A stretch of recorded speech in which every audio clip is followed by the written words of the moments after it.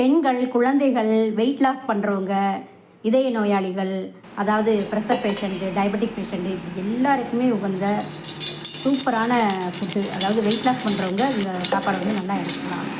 என்ன அப்படின்னு பார்த்தோம்னா ராஜ்மா. இந்த ராஜ்மா கிரேவி எப்படி செய்கிறது அப்படிங்கிறத தற்போது பார்க்கலாம். ஒரு பாத்திரத்தில் எண்ணெய் விட்டு கரம் மசாலா பொருட்கள் எல்லாமே பட்டை, சோம்பு, ஏலக்காய் எல்லாமே சேர்த்துக்கிறோம். அதுக்கப்புறம் வெங்காயம், பச்சை மிளகாய் சேர்த்துக்கிறோம். லைட்டாக நல்லா வதக்கி விடுறோம். வதக்கி விட்ட பிறகு இஞ்சி, பூண்டு, மஞ்சள் தூள் எல்லாம் சேர்ந்து வதக்கி விடுறோம். அதுக்கப்புறம் தக்காளி சேர்க்குறோம். தக்காளி பார்த்திங்கன்னா நான் வந்து தக்காளியை வந்து நல்லா அரைச்சி ஃப்ரீசரில் வச்சுருந்த தக்காளி பியூரி வந்து நான் சேர்ப்பேன். தக்காளி விலை கூட போனால் நான் வந்து கவலைப்படுறேன். இந்த மாதிரி நான் வச்சுருக்கேன். கட்டாயம் வச்சுக்கலாம், ஒரு 6 மாதத்துக்கு வச்சுக்கலாம். அந்த மாதிரி எங்கள் தோட்டத்தில் தக்காளி வரும்போது நாங்கள் வச்சுருந்ததெல்லாம் தக்காளி பியூரி ரெசிபி மாதிரி இருக்கும். அதை கூட வைக்கிறதோட அதோட கலந்து நல்லா வாசனையாக இருக்கும்.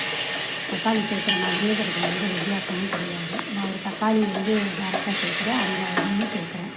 உங்களுக்கு எப்படி செய்கிறதுன்னா நீங்கள் கமெண்டில் சொல்லுங்கள். நான் வந்து தக்காளி விலை கூட போனாலும் நான் கவலைப்படுறதில்லை. இதை நான் சேர்த்து நான் வந்து ஸ்டோர் பண்ணி வச்சுக்கிறேன். இஞ்சி பூண்டு சேர்க்கணும்.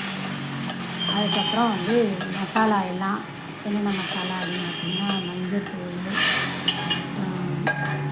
மிளகாத்தூள், அதுக்கப்புறம் நான் வீட்டில் குழம்பு மிளகாத்தூள், குழம்பு மசாலாத்தூள், மல்லி போட்டு அரைச்சி வைப்போம்ல, அது கொஞ்சம் சோம்பு தூள் நான் சேர்க்குறேன். இதெல்லாம் சேர்த்து நல்லா கொஞ்சம் நேரம் கிளறி விட்டு தண்ணீர் சேர்க்குறேன்.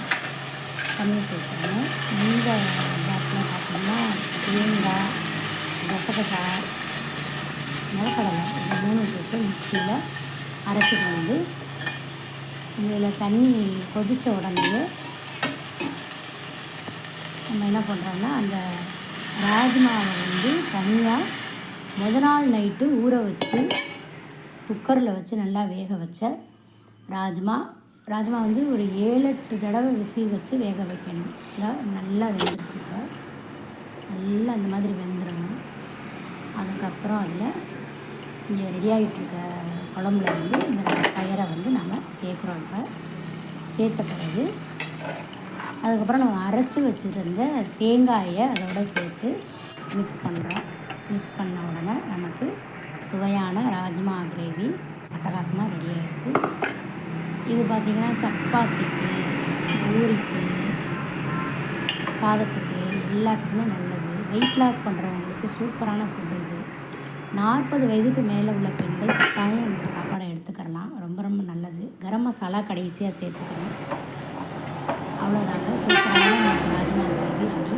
நீங்கள் இந்த மாதிரி உங்களுக்கு ரெசிபி வேணும், டயட் கண்ட்ரோலில் இருக்கிறவங்களுக்கு, பெண்கள் 40க்கு மேலே இருக்கிற பெண்களுக்கான ஃபுட்டு நம்ம சேனலில் அடுத்தடுத்து போடலான்னு இருக்கேன். வேணும் அப்படின்னா நீங்கள் கமெண்டில் சொல்லுங்கள். நம்ம சேனலை சப்ஸ்கிரைப் பண்ணிக்கிறங்க. உங்கள் ஃப்ரெண்ட்ஸ் அண்ட் ஃபேமிலிக்கும் நீங்கள் ஷேர் பண்ணுங்கள். இந்த சப்பாத்தியோட வச்சு இன்றைக்கி வந்து நான் வந்து சப்பாத்தி, குழந்தை இருக்கிறனால குழந்தைக்கு வந்து பூரி 2மே செஞ்சுருக்கேன். சூப்பராக இருக்கும்.